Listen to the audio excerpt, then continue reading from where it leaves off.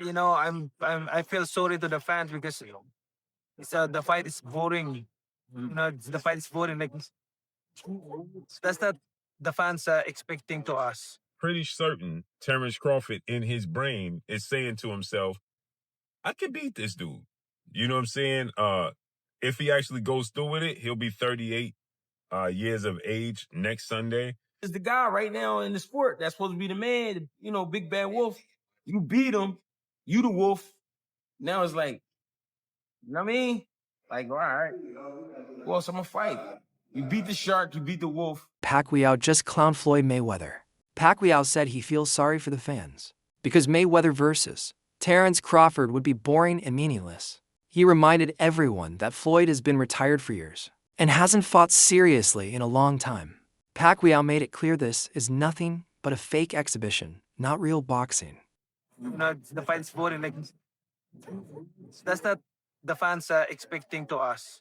I mean, as a fighter, if I'm a fan, of course I want to see a good fight, like changing fight, not a passion show. Pacquiao went even harder, calling Mayweather's return nothing more than a money grab. He said Floyd doesn't care about legacy or competition. He just wants to cash out with cheap exhibitions. According to Manny, a fight with Crawford would be about greed, not greatness. He even compared boxing under Floyd to a fashion show, fighters walking in like models, instead of warriors ready for war. Now, in the beginning of this conversation, you say, I don't like boastful people. How was it like fighting Mayweather then? Did he get on your nerves? Because I feel like he's a little bit more boastful than the people you might be wanting to hang out with. Yeah, he's boastful. I think his god is the material things, money, everything like that. I'm pretty with him because I want to share the word of God in him if he believe God. Yeah. I've heard he's a generous man. I think he's done good things. I think, he kind of reminds me of like a lot of people are like this, by the way, including myself. I'm not just saying him. I'm including myself. The man who goes up to Jesus and says, what should I do to get into heaven? He says, sell all your belongings. And he walked away crying because he couldn't sell his belongings. Exactly. Then came the bombshell Floyd Mayweather versus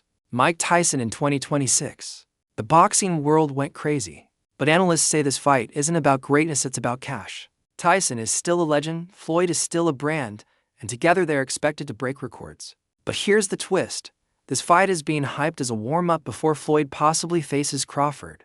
To mega events back-to-back, fueled by money, not legacy. Broadcast for Jake and Tyson, and some people like the likes of Carl Froch viewed that as an endorsement. Like, look, man, I'm just working. It's a big opportunity to be on Netflix. I didn't put the fight together. I'm not paying these guys.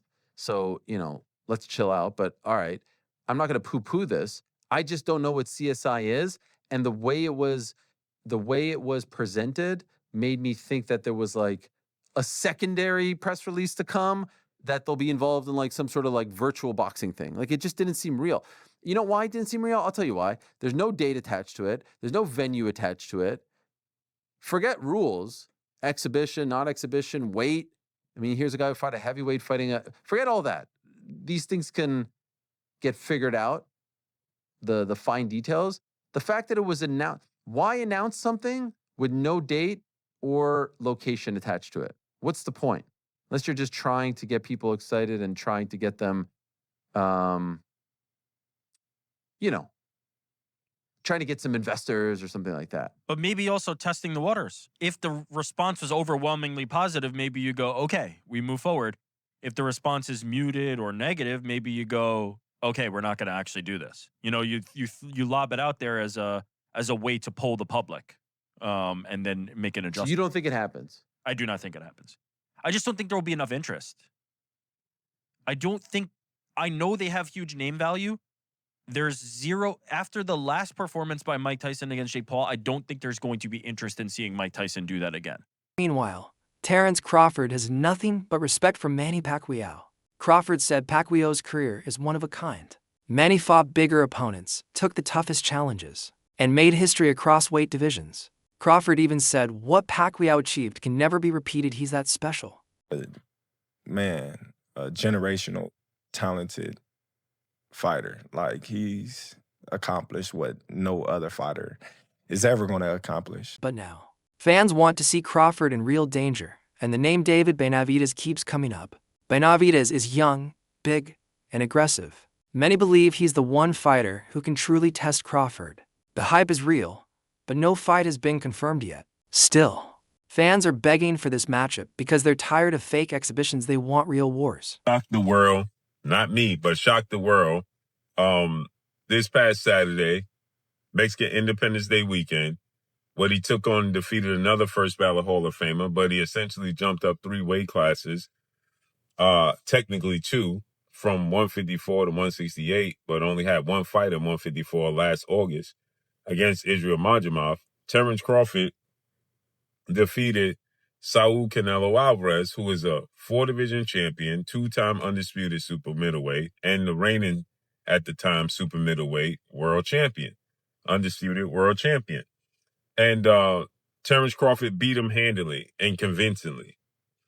And because he beat him so easily, now the 63 win, 3 loss, 2 draw, 39 win by way of knockout, biggest threat has been now imposed on Terrence Bud Crawford. And that's the Mexican Ecuadorian monster, David Benavidez, who is a 2-division undefeated world champion, is the 2-time WBC super middleweight and reigning WBC light heavyweight, 175-pound champion, who has a record of 30 wins, no loss, no draw, 24 wins by way of knockout. He stands 6'2" with a 75-inch arm. This is a fight that David Benavidez has been calling for Canelo Alvarez when he was at 168, and Canelo Alvarez strategically maneuvered around him. But Canelo Alvarez is 5'7" with a 70-inch arm reach, started his career at 147 pounds, made his real name at 154 pounds. He's not a big guy, okay? And styles make fights. Benavidez is 6'2" with a 75-inch arm reach. His last fight at 168 against Demetrius Andrade, he rehydrated to 193. So he's a big guy. Canelo Alvarez probably rehydrate to 182, maybe 185 max, right? He's not a big guy, right? Trainer Greg Hackett summed it up best after Crawford destroyed Canelo Alvarez. He said Canelo was the shark of boxing, dominating for years. But Crawford not only fought him, he destroyed him. Hackett said the power has shifted. Crawford is now the shark, the predator, the man every fighter fears. And the question remains who's left that can actually stop him. Because you got to remember, Canelo is the guy right now in the sport that's supposed to be the man, big bad wolf. You beat him, you the wolf. Now it's like, you know what I mean?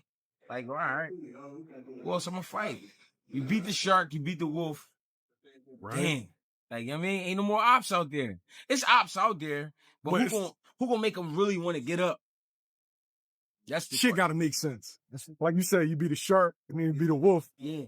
But there's the monster. Yeah, it is, but that's like a real monster. Bro, to me, it don't make sense. But that's what a monster. Yo, is that proof? All right, we got the legendary Pape in the building. Legend. Sure, man. But what makes sense? Like, what makes the most sense? I know you said get a line of suits, Brooks Brothers. Yeah, get a line of suits. Get a line of suits, get your money. Go ahead and get the easy money, bro. You ain't got to sweat no more. What's up? Not saying you ain't got to work, you ain't got to sweat. What's happening? He's paved a career where he could sit down at a table and get this money. He could come out with a Terrence Crawford series now, just doing whatever he like to do. People gonna watch it.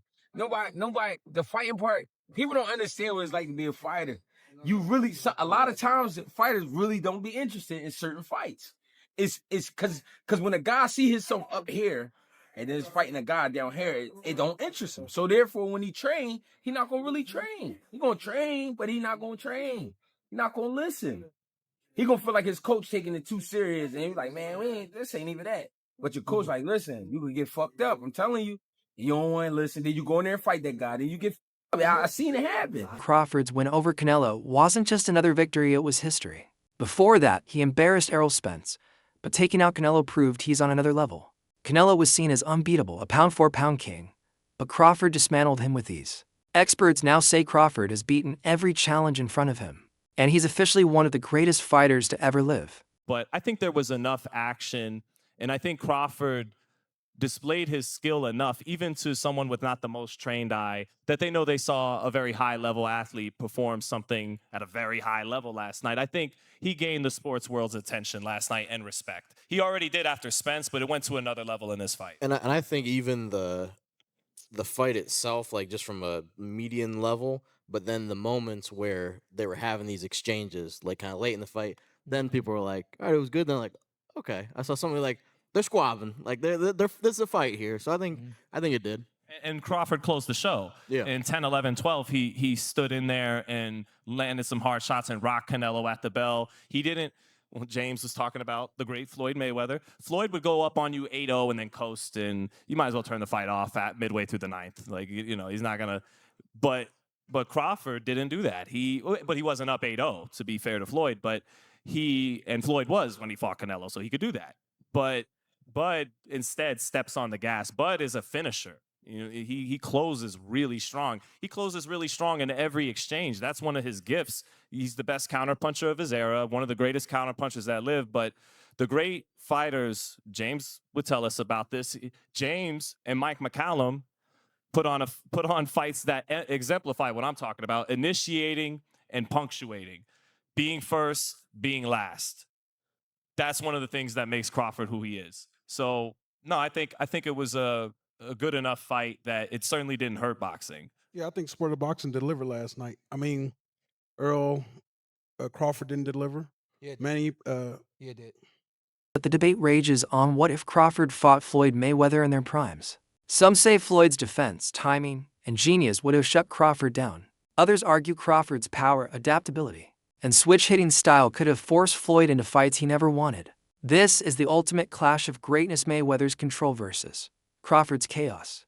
Who do you think would win? Fantasy matchup between Prime Mayweather and Prime Crawford, I've tended to lean slightly towards Mayweather. But after that performance there against Canelo, not just the fact he won, the manner in which he won, I've changed my mind. I would now lean towards Prime Crawford over Mayweather. And the reason I say this is because of the expert way in which Terence Crawford mixed offensive in the pocket boxing with defensive on the move boxing. Not running, save for maybe a round or two. No, just moving nicely. Because if there's one area of Floyd Mayweather's game that was underdeveloped, it's his front foot game. Whenever Mayweather was forced to walk an opponent down, what he did was actually very basic. He would hold his hands up and he would walk forward throwing straight right hands. Okay, they were accurate straight right hands. They were well-timed straight right hands. But there wasn't a whole heap of head movement. There wasn't a whole heap of creative or dynamic footwork, coming forward, walking somebody down. No, it was very, very basic stuff. And I don't think an approach that